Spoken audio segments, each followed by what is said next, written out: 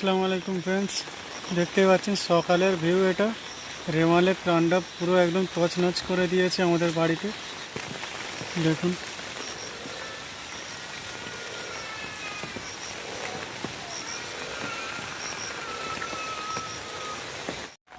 বন্ধুরা, রেমালের তাণ্ডব আমাদের এদিকে খুব একটা মানে ঝড়েতে ক্ষয়ক্ষতি হয়নি, কিন্তু এই জল জমে গিয়েছে প্রচণ্ড। এখানে একদম জল ছিল না বললেই চলে, একদম অল্প স্বল্প ছিল। দেখতেই পাচ্ছেন গাছপালা সব একদম কত সুন্দরভাবে আছে। ভালোই হয়েছে যা হয়েছে। এই জল জমে গিয়েছে, খুব ভালো লাগছে দেখে।